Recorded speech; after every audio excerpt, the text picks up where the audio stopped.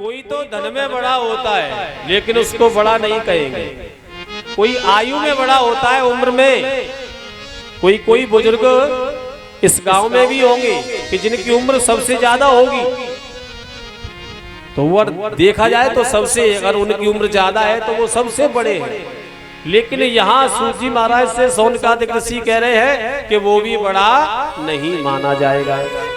और कोई बल में बड़ा होता है, कोई पहलवान होता है, उससे सब डरते हैं कि भैया इससे दूर रहना, ये पहलवान आदमी है, क्योंकि बड़ा है, पहलवान है, ताकत में सबसे आगे है। लेकिन सूत जी महाराज कहते हैं कि उसको भी यहाँ शास्त्र के अनुसार बड़ा नहीं बताया गया है। तो धन वृद्धा, बल वृद्धा, आयुर वृद्धा स्थैव च ओते सर्वे अपि ज्ञानम वृद्धाश किंकरा शिष्य किंकरा। देखिए, धन में बड़ा होना कोई बड़ी बात नहीं है, आयु में बड़ा होना कोई बड़ी बात नहीं है, बल में बड़ा होना कोई बड़ी बात नहीं है, लेकिन बड़ा तो सबसे वही है जो ज्ञान में सबसे बड़ा। ताकत तो बहुत है, बल बहुत है, लेकिन लड़ने का ज्ञान ही नहीं है, तो ऐसी ताकत से क्या फायदा। लेके घूमते रहो हाथी जैसा शरीर, लेकिन लड़ने का तुम्हें ज्ञान नहीं है तो कैसे लड़ोगे। धन बहुत है, लेकिन धन को अब इतना ज्ञान नहीं है कि हमें कहाँ खर्च करना है और कहाँ नहीं करना है। पैसे, धन से कोई पैसे वाला नहीं है। आयु तो बहुत है, लेकिन समाज में बैठने का हमें जब तक कोई, समाज में बैठने का जो शऊर होता है वो है ही नहीं कि हमें किससे कैसे बात करनी है, कि बच्चों से कैसे बात करनी है, कि अपने से बड़ों से हमें कैसे बात करनी है, किसका हमें सम्मान करना है कि किसका नहीं करना है। अगर ये ज्ञान नहीं है तो समझो कि वो आयु में बड़ा नहीं है, वो तो बच्चों से भी छोटा है। लेकिन ज्ञान में जो सबसे बड़ा होता है वही सबसे बड़ा बताया गया है। चाहे हमसे छोटा हो, चाहे हमसे बड़ा हो, अगर ज्ञान में आगे है तो हमसे बड़ा है। लेकिन यहाँ श्री सूत जी महाराज से आज शौनकादिक ऋषियों ने एक बहुत सुंदर प्रश्न किया है कि प्रभु ये बताओ कि आप हमसे बड़े हो ज्ञान में, तो हम आपसे केवल एक प्रश्न करना चाहते हैं कि गोविंद की प्राप्ति हमें कैसे होगी, ये बताओ। कृष्ण प्राप्ति करम शाश्वत साधनम तदद्वाधुना।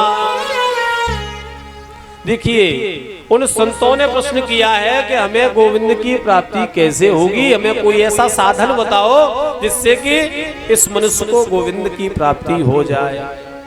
लेकिन इस कलयुग के आते आते इस मनुष्य की बुद्धि कितनी बिगड़ गई है और जो कलयुग का कितना प्रभाव हो गया कि अगर किसी संत के पास अगर जाए भी तो क्या पूछते हैं सबसे पहले कि ये बताओ महाराज के पैसा कैसे आवे और कैसे रुके। ये सबसे पहला प्रश्न होता है, महाराज पैसा तो बहुत आता है लेकिन रुकता नहीं है, तो रुकने का कोई अगर उपाय हो तो बता दो। अगर ये समस्या नहीं होगी तो दूसरी समस्या कि मेरे बेटे की शादी नहीं हो रही है, कोई ऐसा मंत्र बताओ कि बेटे की शादी जल्दी से जल्दी हो। लेकिन जो हमें पूछना चाहिए उसे तो हम पूछ ही नहीं रहे।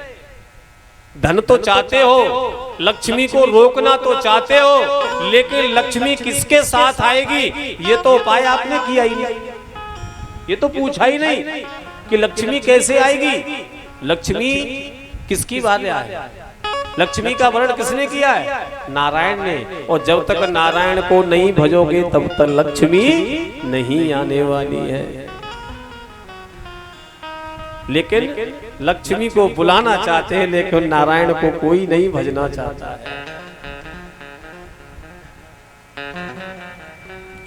सबरी ने कहा वेद पढ़े और गोपी कब गई पाठशाला। देखिए, भगवान किसको मिलते हैं? सबरी ने कहा वेद पढ़े और गोपी कहाँ गई पाठशाला।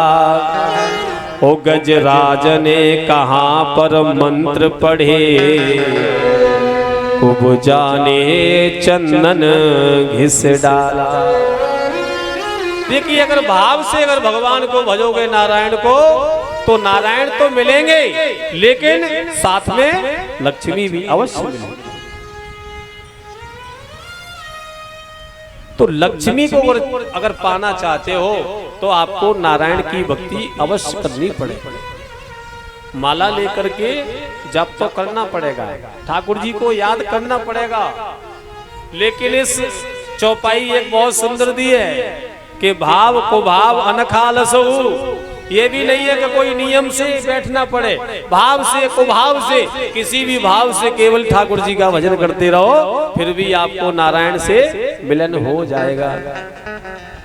लेकिन ठाकुर जी से केवल एक ही बात कहना है, जब भी कहना है केवल एक बात कहना है कि प्रभु हम तो तुम्हारे दास हैं, और दास के लिए जो आदेश हो वो आप मुझसे करें। जहां ले चलोगे वही मैं चलूंगा,